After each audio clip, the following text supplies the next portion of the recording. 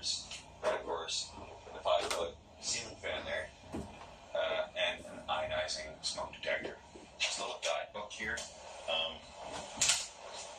with all the rules, regulations, guidelines, and instructions. You can check in at 4 p.m. to these things. You've got to be up by 11. Absolutely no swimming allowed in the lake or river. A little prep table. I am not allowed to cook in here. Swivel stools. And there are windows with screens. They are staying closed, and for good reason. Outside, it is still well into the high 80s or into the 30 degrees Celsius range.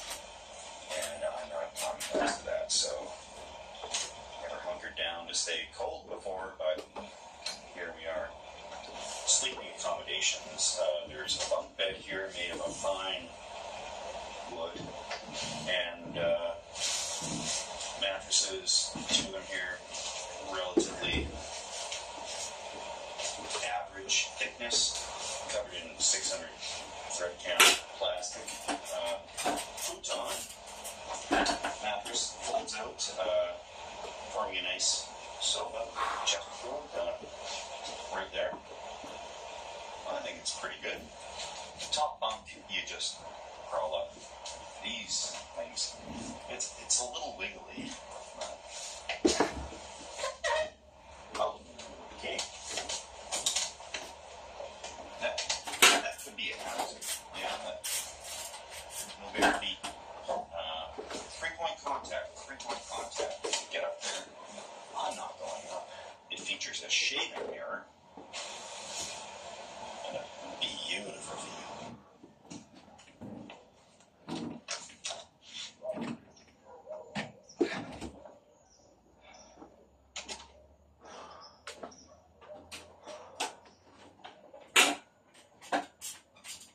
So this is the outside here. These are the flaps that the Velcro's a little worn, understandably because of the heat. But PVC tarps are holding together pretty good. This is the back door to the porch here. Porch with these seating arrangements.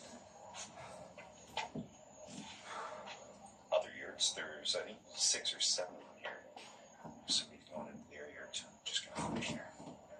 There he goes. Good.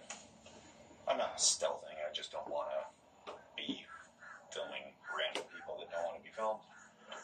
So they built this great deck out here. The whole thing is like held up with piles underneath.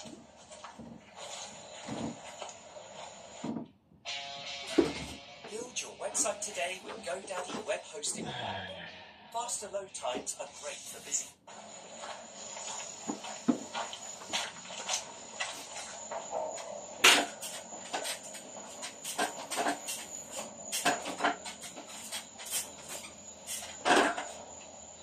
I'm not sure if I mentioned that the ticks here can drop right out of the trees onto you. So I'm completely in my comfort zone. And yeah, there's home sweet yurt right up there.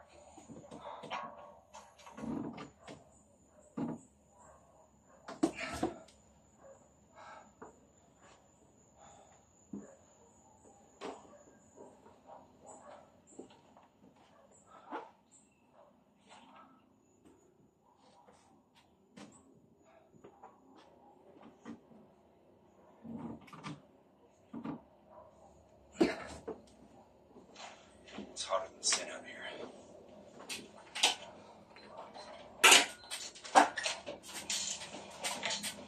Okay, welcome to Cooking with Steve. Getting the meal ready for tonight before I head off to the fire. And it's gonna be spicy. That's not a problem, because the bathrooms are right over there. And I just worked with what I could get from the local store down the road. I love the challenges like that, where I can just hit the local store, pick up what I need, and invent a recipe. So, let's hope this works.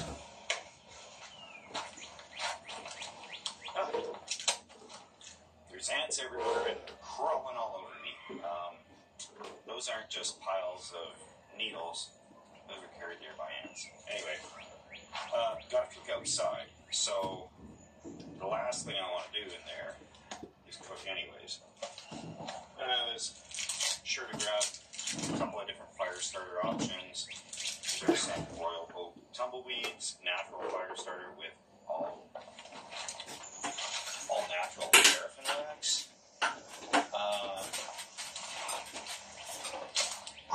Paraffin wax is that natural, but I don't care. We're going to get this started. And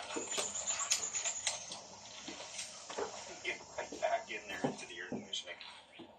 Just going to get... Yeah. These ants are pretty relentless.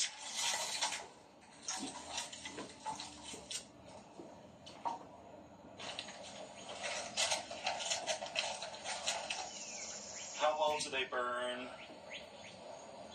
Oh, not bad, I'll say that. Okay, in they go. That should be my job.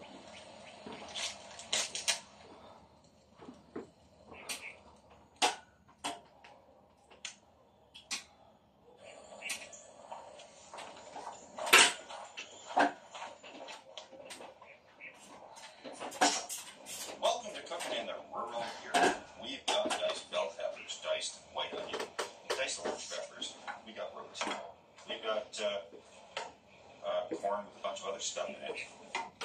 Also, taco seasoning packages, tater tots and beef. I have no idea how this is going together, but the ingredients should fit together pretty good. We're talking sour cream, cheese, everything is going in there. First things first, these are diced. Fry a little beef.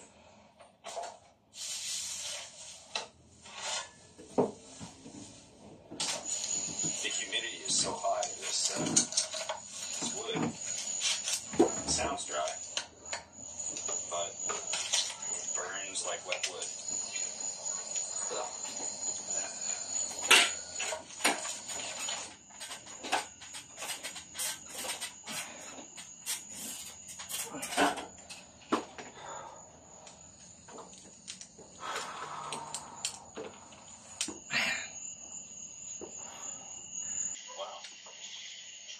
Throw this cheese in there. Get that melting, and I'll get out of the anthill here.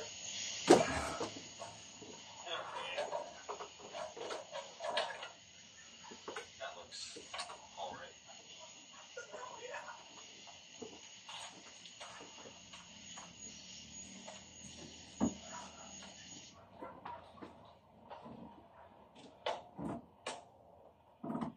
Oh yeah.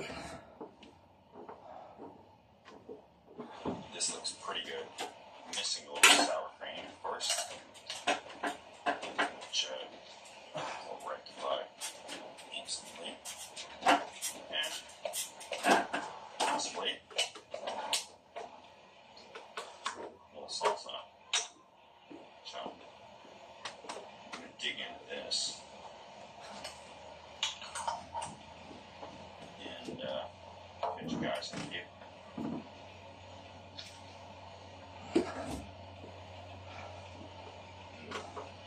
Now that is good. It didn't matter that tater tots didn't turn out crispy. They basically turned into hash browns, and I'm fine with that.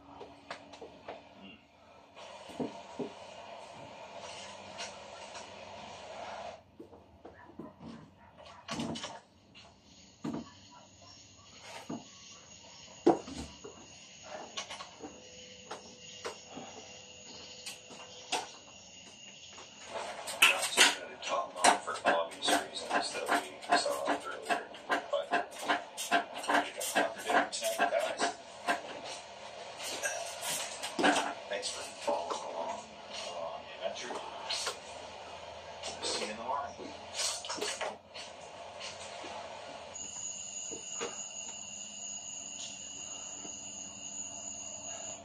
morning, my yurt friends. That was great sleep. The yurt truly combines the best worlds of camping and a hotel. I can literally open the door and have a campfire. I can enjoy the air conditioning. I have no problems with the temperature. It's perfect. That was a big surprise. Because when I heard the word Georgia and the word yurt, I thought the word uncomfortable. And that was not the case. So, with a yurt, it's different than camping. Usually at a campground, you'll wake up whenever, and then you go. And you can sleep in quite a bit. Not so. With the yurt, the checkout's like 11. So, and I got pretty comfortable here. I loaded a bunch of stuff in here, so I didn't sleep in very much. And I got to get all this stuff packed into the car. So, I'm going to do a whirlwind pack up thing, a bunch of trips out of the car, and then we'll touch base after I've got loaded up. All packed up, cleaned up. Looks better than I found it. Actually, definitely looks better. It was pretty clean, but there was ants crawling. There was something sticky on this. Ants no more. I took care of that. And I'm in the United States for another 2 to 3 weeks. I've been trying to meet up with somebody to do a bit of a video, a bit of a meetup for about a year now. And it looks like it's finally going to happen. I don't know for sure, but it looks promising. So I'm pleased about that. It's beautiful down here. Actually, the differences in Canada and the United States, there are some, but I'd say it's like it reminds me of when you're a kid and you go to other people's houses. All the parents are pretty much about the same, but they got slightly different rules. And, you know, some parents might let you stay up later. Other parents might let you drink if you're not quite old enough yet, as long as you're being responsible. And it's that type of thing where everything's just a little bit different. Most of my apps work just fine. So, you know, Uber Eats, DoorDash, my bank cards work just fine. My cell phone works great. Like as if I'm right back in Canada. So it's very, very interesting. There's some differences. I've never been ID'd buying beer in my life. Well, so much as lately. It's been, you know, pretty much 50% of the time. But I think they just have to scan everybody's ID or ask for birthday. But that was the strangest thing. There's been an accent here that I'm not used to. I tend to enunciate a little bit more than most people, even in the north. But when somebody, I was buying beer, and then they asked, all they said was birthday, like in a southern accent. And I'm like, birthday? Like they were asking when my birthday was so they could put it in the computer, but I didn't catch on to that. I had to ask, you know, excuse me, you know, like 5, 6 times, and then so anytime I buy anything like that now, any beer, I got my ID there, and it's ready to go. So it is pretty nice and cool here right now. It's checkout time, I guess. Checkout time on the yurt at 11, and I gotta go find my next adventure because 2-3 weeks here, and then I gotta get back to Canada for adventures up there and acreage work, and I miss garbage. So. I'm figuring that out. It should be pretty good. It should be fun stuff. And all I got to do is figure out how to tackle this heat. And I know that's a challenge. So, see you guys on the next one. Cheers.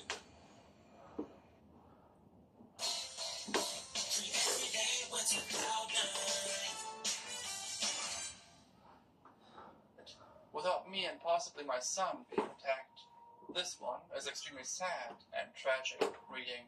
This happened to my uncle back in the 1970s. He was coming home from work one night in a snowstorm and turned onto his road. His house was on the other side of a hill. He climbed the hill, and as he started descending the other side, he heard kids screaming and yelling. Brakes were useless. He ran over a 10-year-old kid who was sledding down the hill in the middle of the road and killed him. It was his next-door neighbor. There was no charge against him.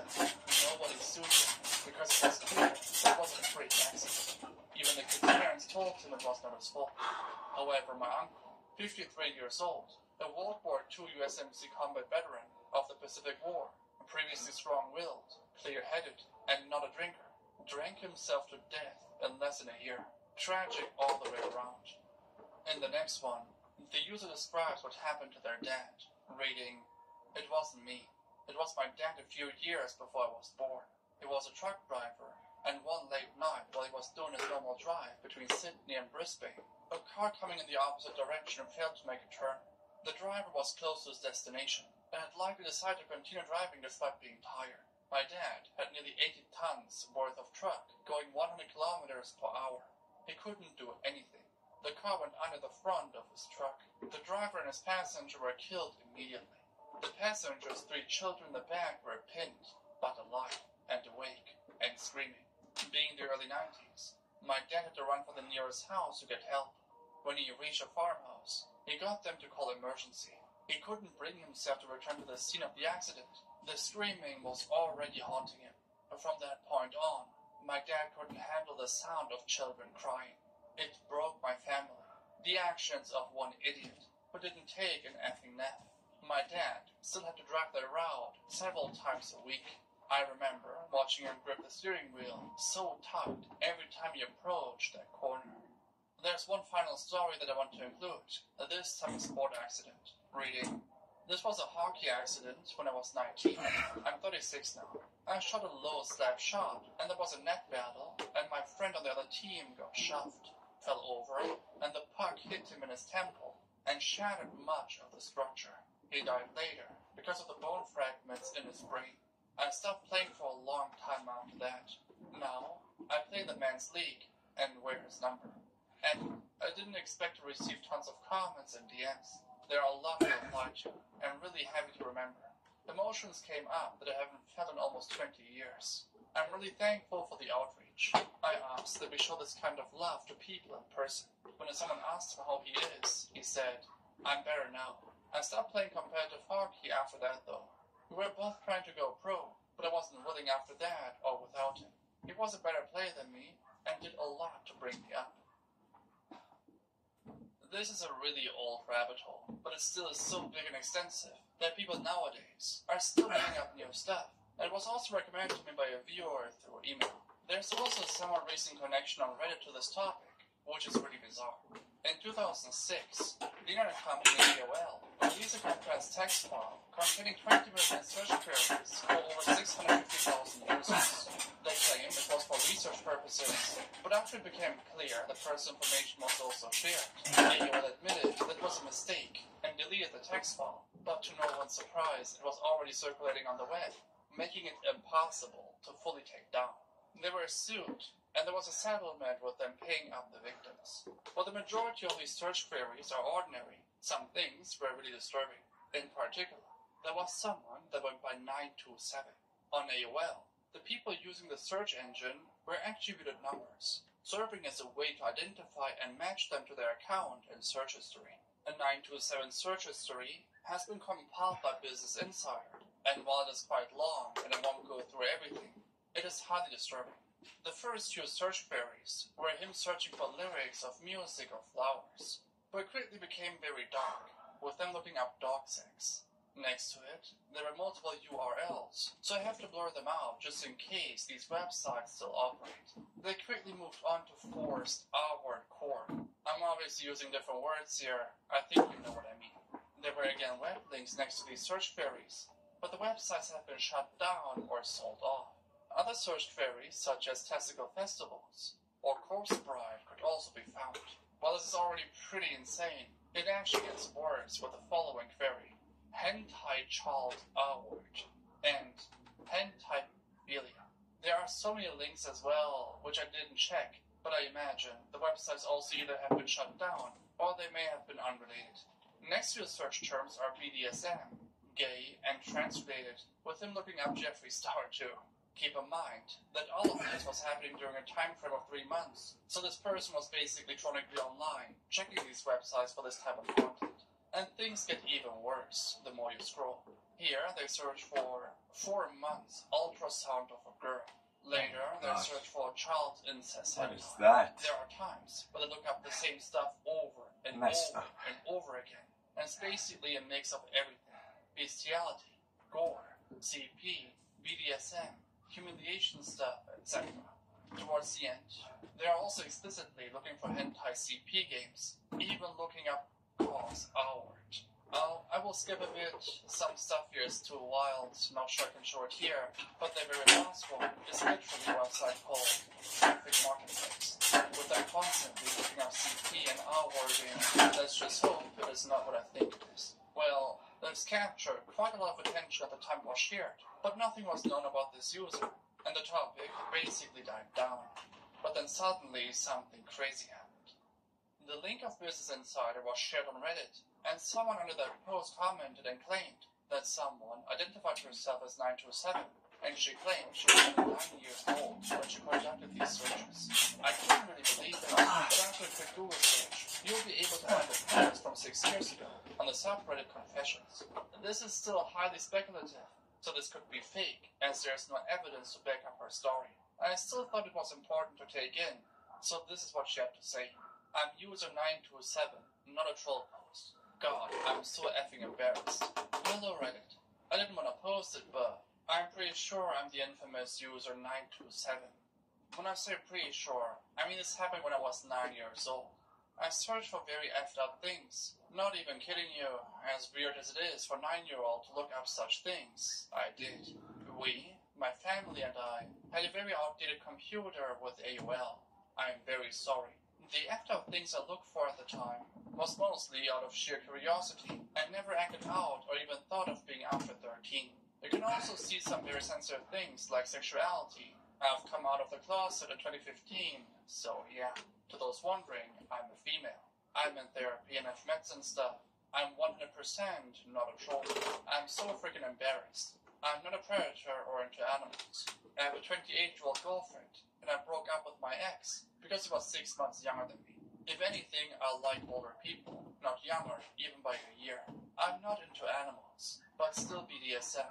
God, I sound sick. I promise you I'm not. I was just a effed up kid. In the comments, she refers to a video that Rainbot made 5 years ago, which prompted her to make this post on Reddit. They also claim that even when they searched for CP, they never found any, and it was all out of curiosity. She also claimed she was only around 9 years old when she searched for all of this. To be fair, if you look at the entire search history, it really looks like someone who is younger and just searches up random stuff at times, which would be common for a child or teenager.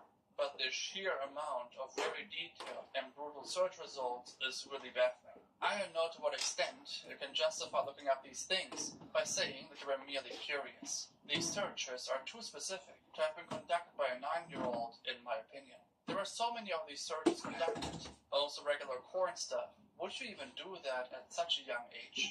To me, it doesn't really add up. Also, that last query with the traffic marketplace is quite worrying.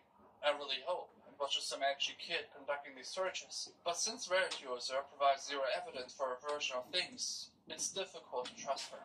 There's quite a bit more interesting stuff that has been shared on AOL, so I might talk about a different user in the next episode. In this segment, I'll talk about a topic which should give you this type of reaction. What the fuck? So yeah, let's check it out.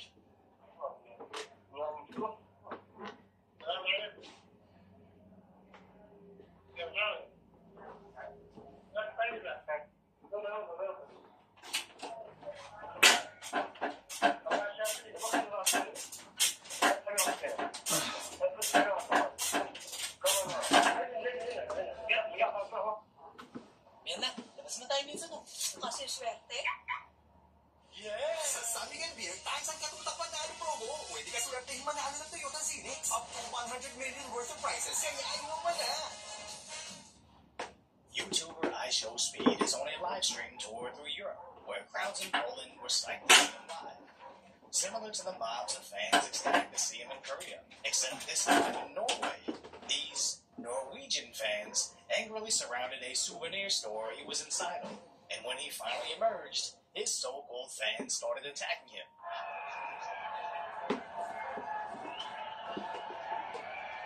Which was insane on the street level, as they began trying to snatch off his hair, throwing drinks on him, with one guy jumping off his car trying to show Speed the bottoms of his feet, to which he even recorded himself for social media. Later bragging about wearing his jersey. Now, Speed was later seen being carted off in a wheelchair, tweeting, "He's never returning to Norway ever again." And several people began reporting the jumper to the local police, which just highlights the sad extremes some degenerates will go to for even the slightest bit of social media fame. And I'm not just talking about the stupid dude that dove off a car to touch his favorite social media star. I'm talking about everybody that sprinted through the streets with their phones out, just trying to get a whiff of Speed like the fiends that they are. Because sadly, they think their ticket to social media fame is through snapping a pic next to Speed, as if that was a genuine path to fixing their finances. That's why it's great we have the sponsor for today's video, Upside. So as inflation is getting increasingly out of control, it's getting hard to even look at the price of food and gas. And it's not like you can simply choose to not eat or go to work or school. But with the Upside app, you can now get actual cash back when purchasing the stuff that you were already buying, like gas and groceries. And it's actual cash back. Not points, rewards, or confusing credit redemption systems. It's actual money you can transfer right into your bank account, which is actually pretty amazing, as I use the app to see what restaurants were around me, and I even found places that I've already been eating at that were offering cash back with Upside. I simply had to follow a few steps in the app to claim the offer, and just like that, I'm earning cash back on purchases that I was already making. And top Upside earners are making as much as $300 a month. So find out how much you can earn by clicking the link in the description or scan the QR code to download Upside and use promo code DECOY to get an extra 25 cents back for every gallon on your first tank of gas. But why is it that iShowSpeed sees very different crowd interactions in even neighboring European countries? And is it somewhat his own fault for cultivating this very specific audience of clout chasers with trout clear intelligence? Because when he traveled through Korea, he was met with similar-sized mobs, but were somehow more respectful. But as he got to Greece, even his vehicles began being chased through the streets. And in Albania, he started getting mobbed by fans. But as he got to the Netherlands, they began taking his pants.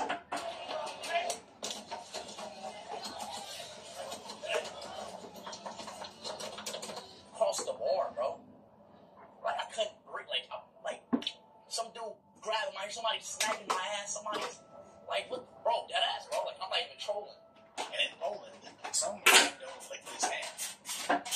The Witcher hit a critical mass when he got stuck inside that store in Norway, where he knew he needed help. I am currently at this souvenir shop in Norway, and there is maybe around 1,000 to 2,000 people banging on door. It's just, I need help to get out of this shop.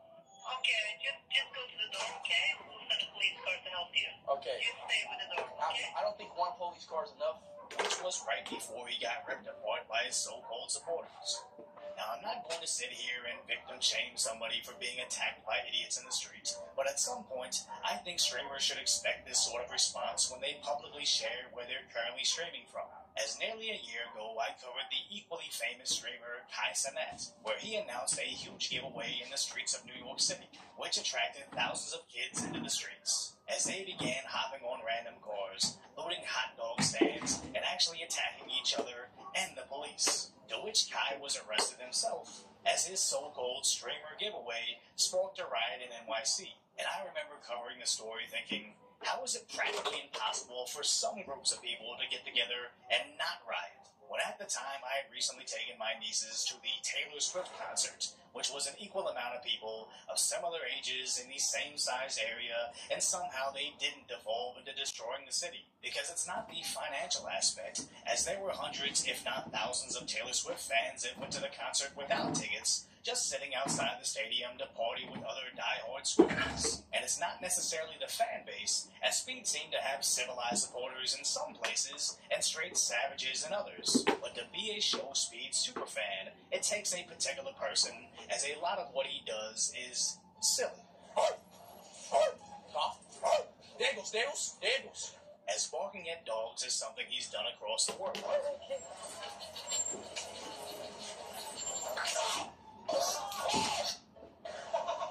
And not just dogs, but old people as well. And even TikTok wizard gnomes. So when your signature is acting like a rabid animal, your subscribers are going to be comprised of people who think acting like an animal in public is not only funny, but should be rewarded with infinite wealth and fame. So what you put out is often what you receive, and it's actually kind of a common theme for Steve, as pretty much my introduction to him is when I covered that fake kidnapping prank pulled on him, only for him later to be streaming his games at a soccer game, and then pulled his own fake robbery prank. So as we're walking out, act like you're trying to like rob her. Yo, give me a no. Just make me look good.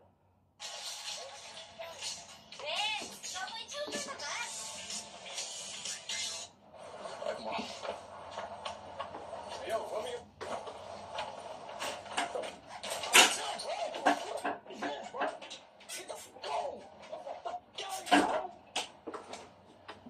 Some random UK dude, bro. You okay? Yeah, I'm good. Give me a hug. In a world of fake. Silent refers to a class of martial arts from Southeast Asia, particularly Indonesia, Malaysia, and the Philippines, known for its fluid movements and incorporation of weapons and animal-inspired techniques. Training includes strikes, grappling, and weaponry, reflecting the rich cultural traditions of the region. Silent practitioners, or pesilat, learn to blend offensive and defensive maneuvers seamlessly, often within dance-like forms that disguise the martial aspect of their movements. Tai Chi. Tai Chi, often spelled Tai Chi, is a Chinese martial art practiced for health benefits. It uses slow, flowing movements and deep breathing, promoting calmness, balance, and flexibility. Originally conceived as a fighting form, its techniques include push hands and combat applications. However, many practice it today as a means of stress reduction and exercise, focusing on the harmonious circulation of internal energy. Sabat.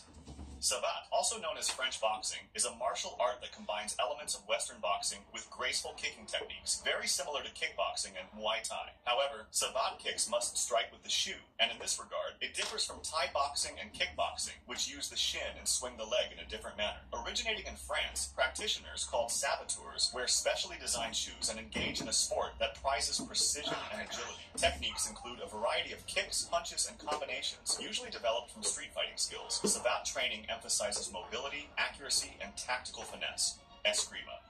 Eskrima, also known as Arnis or Kali, is a Filipino martial art famed for its weapon-based fighting, particularly sticks, knives, and other bladed instruments. It also includes hand-to-hand combat, joint locks, grappling, and weapon disarming techniques. Training often begins with weapons to build coordination and flow, which are then applied to unarmed combat. Kyokushin Karate. Kyokushin Karate is known for its rigorous training and full-contact sparring. Masutatsu Oyama was the founder of the Kyokushin system of martial arts. After studying several martial arts styles, he found that none offered what he felt was the true way. He began practicing alone and developed his own training, fighting methods, and philosophy. Because Oyama's technique was so powerful and realistic, he gained widespread recognition in Japan, and soon a huge following of would-be students around the world wanted to follow what they coined the strongest karate. Masoyama named his system Kyokushin, which translates to the true way or the ultimate truth. Wushu. Wushu, or modern Chinese martial arts, showcases fluid, acrobatic movements with traditional Chinese weapons and barehanded techniques. It is both a full-contact sport and a performance art, since practitioners, known as Wushu athletes, train in various styles that mimic animal movements or are inspired by Chinese folklore and history. Wushu competitions feature choreographed routines judged on technique, execution, and artistic expression, similar to gymnastics. Wrestling. Wrestling, with origins tracing back to ancient civilizations like Egypt and Greece, is among the oldest recorded forms of combat. It focuses on grappling techniques such as clinch fighting, throws, takedowns, and pinning an opponent. It has evolved into various styles globally, including Olympic sports like Greco-Roman and freestyle wrestling, and numerous folk styles unique to different cultures like Turkish oil wrestling. The fighters aim to outmaneuver opponents through superior positioning and leverage. Wrestling's long history showcases its fundamental role in human competitive spirit and physical conditioning. Taekyeon. Taekyeon is a traditional Korean martial art recognized for its fluid and dynamic movements that emphasize natural flow and rhythm. It is thought to have been developed during the Joseon dynasty. It stands out for its softness and the use of circular movements, making extensive use of the legs for kicks and trips, along with unique hand techniques. The art is also noted for its ball stepping technique, which ensures continuous motion and balance. Taekyeon, a cultural treasure, stresses harmony between mind, body, and spirit, embodying a deep philosophical foundation. Sistema. Systema, meaning the system in Russian, has its roots in the Russian military and has been changed over centuries. This martial art is known for its emphasis on biomechanical efficiency, flexibility, and the body's natural movements. Systema covers striking, grappling, weapon defense, and employs breathing techniques, and most importantly, dirty moves like eye poking or biting. Although it is very similar to Krav Maga, both of which were developed by militaries, Systema separates itself by focusing on relaxation and breathing correctly to control energy consumption as much as possible, where controlling energy consumption is especially important in intense and long situations like war. It is known to be deeply influenced by Russian Orthodox Christian principles. Mixed martial arts. MMA has a history that dates back to ancient civilizations, with the modern sport emerging in the early 1990s through the Ultimate Fighting Championship in the United States. The UFC was found to answer the long-debated question, which martial art is the best? Later on, fighters in the UFC were forced to adapt to be able to fight with martial artists all over the world and developed their own style.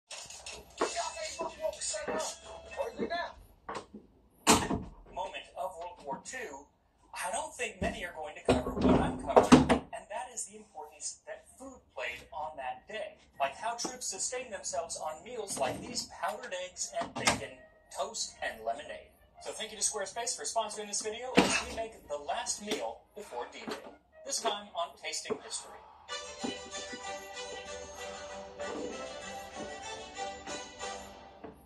So I just wanted to give you a heads up that this episode is the last episode of Tasting History that will be filmed in this kitchen, because tomorrow the contractor and all those people come to break everything up because I'm getting new cabinets, because I need more storage. I always need more storage.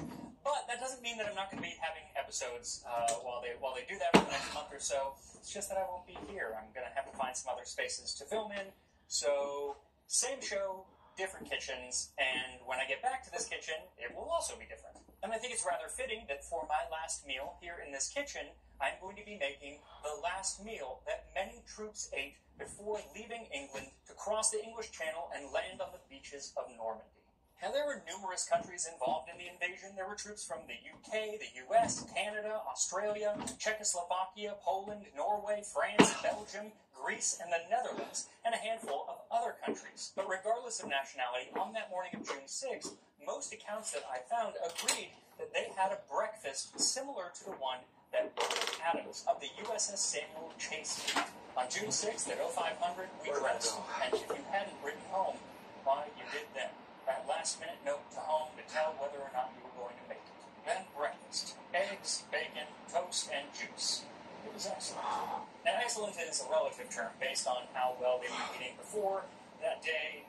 The food was not great at the moment, but some people did get fresh eggs, which was a real treat at the time, but some people didn't get fresh eggs. They got powdered eggs, and that's actually what they would have been used to. And that's what I'm going to make because it's just more interesting than making fresh eggs here. So I'm going to be using a recipe from this, which is the World War II edition of the U.S. War Department's cookbook for the U.S. Army, and there is a recipe in here for powdered scrambled eggs. Number 749, scrambled eggs. Water, cold, 2.5 quarts. Eggs, powdered, 1.5 pounds. Salt to taste, pepper to taste, lard or bacon fat, 1 pound. Sift eggs, pour a third of the water into a utensil suitable for mixing eggs, add powdered eggs, stir vigorously with whip or slit spoon until mixture is absolutely smooth, dip utensil while stirring. Add salt, pepper, and remaining water slowly to eggs, stirring until eggs are completely dissolved. The recipe then goes on to have them cooked in lard or bacon fat, and we're going to get that bacon fat from the following recipe, which is recipe number 750, diced ham or bacon and scrambled eggs. Add 3 pounds of ham or bacon to the basic recipe for scrambled eggs. Omit lard. Fry ham or bacon until crisp and brown. Pour egg solution over meat or fat. Stir and cook as in basic recipe. Additional fat may be needed if ham is used. Now, of course, this recipe is meant to feed a small platoon, so I'm going to be cutting it way back to just use a ½ pound of bacon and a 1/6 of the powdered eggs. So first, sift a 1/4 pound or 115 grams of the powdered eggs into a wide bowl. Then pour in a little over a ½ cup or 120 milliliters of cold water and whisk until the mixture is nice and smooth. Add about a ½ teaspoon of salt and a ½ teaspoon of pepper and whisk those in. Then slowly add another cup or 235 milliliters of cold water, just a little at a time as you whisk. eggs. Keep stirring until it's completely dissolved, and that is your egg solution. Then it's time to fry up the bacon. And while they were in the UK making this, the bacon was actually coming from the US, so you want US-style bacon. So you're going to dice that up into cubes about a ½ inch square. Then heat a large pan over medium-high heat and add the bacon in and let it cook for 5 or 6 minutes or until all of the fat has melted out and the bacon has become a nice dark brown. Then lower the heat to medium-low and then add the egg solution. The recipe says they should be slowly stirred as they thicken and that it should be removed a little before they look done, as they will continue to thicken after being removed from the heat. I cooked mine for about 2 minutes. And with his bacon and eggs, Robert Adams said that he had some toast, which is easy enough to make, and some juice. But I'm not exactly sure what kind of juice it was, and this book doesn't mention juice. Maybe it was just orange juice, I don't know. But there is a recipe in here for lemonade, and it's a little different. It uses powdered lemon, so I'm going to make that close enough, and it's more interesting than just me making juice. But before I do that, let's take a closer look at what else those troops ate on that June day, 1944, both before, during, and after the invasion. By the end of May 1945, southern England had become the world's largest military base, with almost 2 million men ready to participate in the invasion of Nazi-occupied Europe. 54,000 of those men were dedicated to keeping the other 1.9 million fed, watered, and supplied, and 4,500 were dedicated entirely to cooking meals.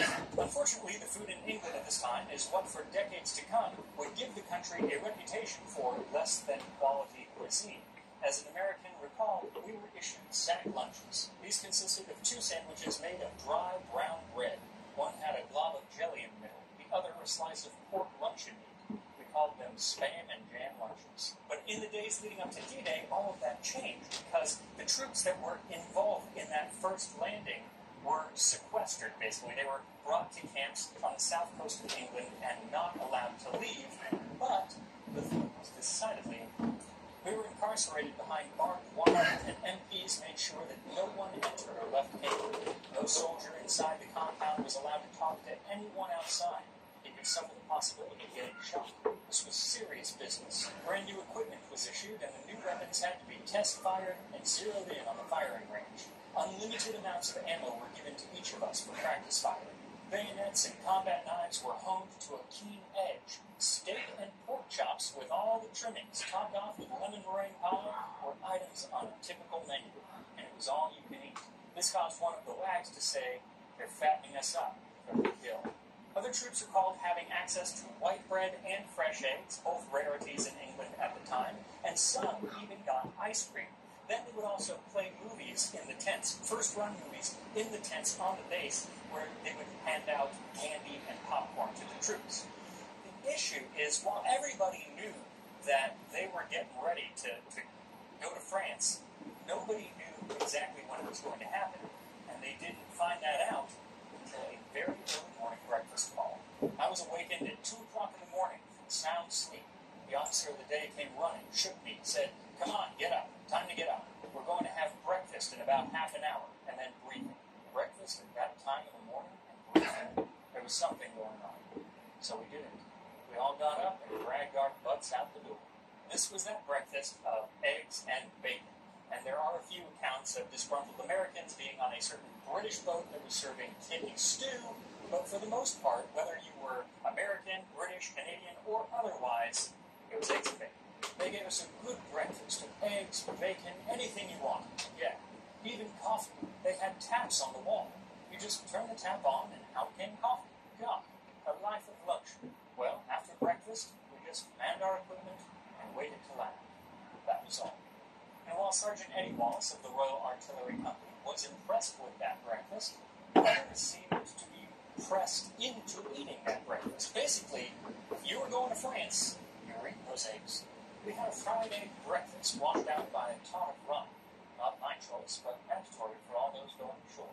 And honestly, it probably would have been better had they not had that breakfast, as they all boarded into small boats going across choppy waters to a place that they knew that they might die, and the air was filled with diesel fumes because everybody threw up.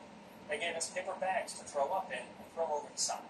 We were seasick, soaking wet, Though this bout of seasickness does seem to be mostly among the troops who were on the small landing craft called Higgins boats, one of which I actually got to see when I recently visited the World War II Museum in New Orleans. And if you ever get down to New Orleans, definitely go to that museum. It's absolutely fantastic. And if you're really into World War II, make sure you have 2 days, because I only had one, and it was not enough. It's a fantastic museum. Anyway, it does seem that it was mostly the troops who had the seasickness, because, of course, the Navy men, they were used to it, even if they had been drinking on an empty stomach. Like the crew of the USS LCI-94. The skipper of the vessel was nicknamed Popeye, and he had commanded the boat during landings in North Africa, Sicily, and Salerno, Italy. So he knew what was about to happen, and so he made sure that his boat was well stocked with plenty of J&B scotch. And he told his cook that it was his duty that day to go around to the crew and keep giving them a drink until they didn't want any more, or until we ran out. Essentially, we drank most of the day. Didn't have any food, but I drank all day and didn't get the least bit intoxicated. It had absolutely no effect. This was the same man who saved his crew by basically not following orders that day. See, his boat, LCI-94, was one of numerous LCIs, landing craft infantry, which many of the men said actually stood for lousy civilian idea, that were supposed to go up to the beach, drop off their men, and then leave the beach and go back out into the ocean. Well, when he saw where they were supposed to land, he said, that's not going to happen. We will never get off that beach alive, because he had already seen several other boats go up and be just decimated with machine gun fire and mortar fire, and some of the boats were completely blown up. So instead, he went 100 yards down the beach so he could get closer to where they weren't firing as much. The problem is, it seems like an easy thing to go 100 yards down the beach, but there were mines over there. They could only pick certain places to get rid of the mines, and so he had to maneuver around the mines, which he did successfully, and he couldn't get that close to the beach. They actually beached way out, so when the men did get off the boat, it was like up to their shoulders in water. So it was a little difficult for them to get to the beach, but it made it so more of the troops actually ended up surviving. I think 90% ended up getting to the beach, and most of his crew also survived before they were able to get out and turn back around. But since he dropped off all of those troops in really deep water over their shoulders, they had to trudge through the water carrying these really heavy backpacks, about 70 to 100 pounds of gear, part of which would have been their rations. We carried 1 set of K rations: breakfast, dinner, and supper, and 3 D-bars. The K ration were the most common for the American troops. Each meal included some sort of canned meat product like ham and eggs for breakfast, pork and cheese for dinner, and a beef and pork loaf for supper. They also included things like biscuits, water purification tablets, dried fruit bars, sugar, powdered drinks, chewing gum, toilet paper, and cigarettes, and they provided 2,830 calories a day. The D-bars he mentioned are a type of chocolate created by Hershey and were designed to, and I quote, taste a little better than a boiled potato. This was because the D ration was meant for emergencies. It was called an emergency ration. So if it tasted too good, the Army was worried that the men would eat those before attacking their K rations. The British soldiers actually had a special D-Day assault ration pack, or the 24-hour ration A. This included 10 biscuits, 2 blocks of oatmeal, 1 block of meat and meat extract tablets, 3 slabs of chocolate, 2 raisins along with that, boiled sweets, 2 packs of chewing gum, 4 pieces of toilet paper, and all the necessary ingredients to brew up a good cup of tea. The thing is, many of these rations never actually made it past the beach because they either got too soaked or were just discarded or lost somehow, or in the case of the 23,000 British and American paratroopers, the rations would often end up scattered around the French countryside. A lot of their equipment actually got kind of lost when they were dropping, and so the rations was kind of the least of the issue, as long as you're from this cookbook. Meals like the powdered eggs and bacon, which I'm about to eat after I make my lemonless lemonade. So this recipe calls for 3 ingredients: lemon juice powder, sugar, and water. Again, it makes 100 servings, so I'm going to cut it way down. So whisk together 2 tablespoons of lemon juice powder and a heaping cup or half pound of sugar, Then slowly add that to a half gallon of water, stirring constantly until it is all dissolved. Then chill it so it's nice and cold when you dish up your eggs. And here we are, a breakfast of eggs, bacon, and toast, and lemonade, as might have been eaten just before the D-Day landings. So I gotta say, I'm surprised they look and smell like eggs and bacon should smell. So that's the confirm.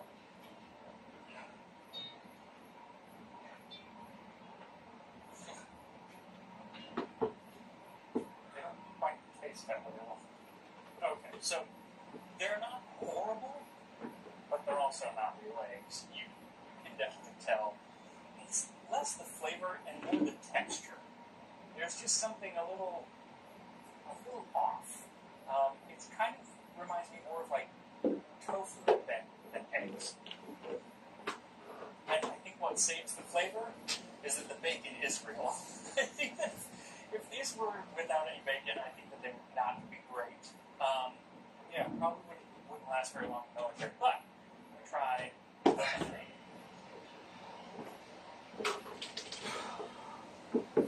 It's actually really good. I mean, you can tell it is not fresh lemonade. There's like an extra flavor in there. I mean, it kind of tastes like country time lemonade, but maybe more metallic. So maybe that's the problem. So yeah, if you want to make these, this book is available online. I'll put a link in the description, as well as the World War II Navy cookbook from the U.S. But all of the recipes that I have done, these included, are on the Tasting History website, which I've built with a little help from today's sponsor, Squarespace. Squarespace makes building a website so easy with their dynamic tools like their drag and drop technology for both desktop and mobile. And they have lots of templates, so even if you don't have any experience in building a website like me, there is a place to start. It's not like you have just a blank screen. They give you a starting place, which makes things a lot easier. I also love that when you make a change on the desktop version, it automatically makes that change on the mobile version. And if you're using your website for business, they have a wonderful suite of tools that help with bookkeeping and sales, just making life a lot easier. So if you're looking to start a website, go to squarespace.com for a free trial, and when you're ready to was officially rebranded to Midway. The 90s would kick off with an important meeting for the acquisition of the license for Terminator 2. Midway and their publishing partner, Acclaim, had teamed up on a deal.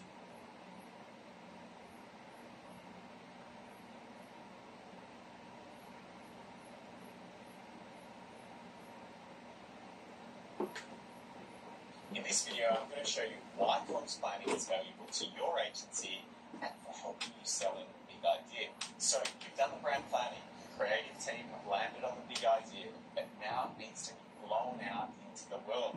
This is where comms planning comes into play, to give the big idea a bigger impact with a ripple effect across media and the target audience. Comms planning isn't tactical media placements. It's a creative engagement to solve customer problems and sits right at the intersection of brand planning and the big creative idea. By shaping the exposure and the success of the campaign, comms planning gives rigor but flexibility to move a big idea even with multiple messages. I'm going to show you how comms planning can help an idea ripple out using an example from Chase Inc., the ripple effect. We created the ripple. The donut, and a donut, and a donut. Right away, it was a success. I mean, it really took off. What people don't know is that it all started with points for a chasing car. I bought the ingredients, utensils, even custom donut cutters. Wow. All with 80,000 points. What will you create with your points? Learn more about the Ink Business Preferred Card.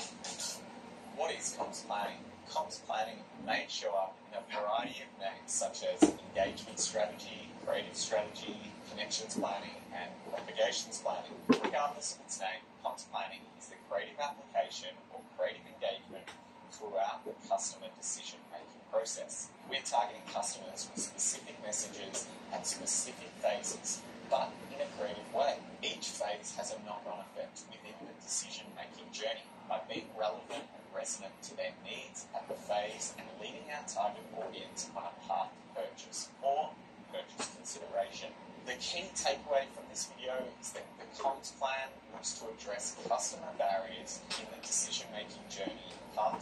just by solving them with a comms task and the solution. No, we identify these barriers in customer journey research. You can learn how to do one in the strategy finishing school. In the school, we give you the tools you need to use to create a customer journey and how then to apply the consumer barriers identified into the comms plan. Within the comms plan, there are 3 key phases that we need to address within the journey. Step 1, living. Step 2, looking. Step 3, buying. These are in line with the benefits ladder, whereby 1, living is the emotional benefit, looking is the functional benefit, and buying is the features of the product or services. You can learn more about the benefits ladder in my video about that. But for now, let's focus on comms planning phases and how an idea ripples out. Here's an insider tip. Some might say, why don't you just call it awareness, consideration, and purchase? Well, 2 things. The comms plan is from the customer's perspective. And 2, the comms plan should be the customer's voice to help the creatives and the clients get into the mindset of the customer. Have you ever heard someone say, wow, a great idea and I'm aware of them now? Or, my, I must consider that when I need more information. Or, yes, I'm going to purchase that. Let's do a deep dive into the phases and what they look to address at each stage of the customer journey. Living. Living is the phase where customers are going about their everyday lives. How do we cut through their current thinking and be relevant? This stage is typically addressed with above-the-line creative. It can also be known as the emotive stage, where our above-the-line creative makes an emotional connection by addressing a deeper need, goal, or problem within our target audience's life. Here we pique the audience's attention to make them want to search for the brand and learn more. Looking is the phase where customers are actively searching for the brand to find more information or learn more about it. This phase is where we showcase the functional benefits of our brand versus our competitors. It's where we set ourselves apart with the benefits that we offer, especially with our unique selling proposition. Here we are giving customers the reason to choose us. Buying is the decision-making phase. This is where the customers are searching for the features of the product and service. It's the finer details that they are after. This tends to be the final stage, which includes the value proposition. At this stage, we aim to sway and convert the customer with our sales offer. Now, let's see an example for chasing the ripple effect before we apply into the comms plan.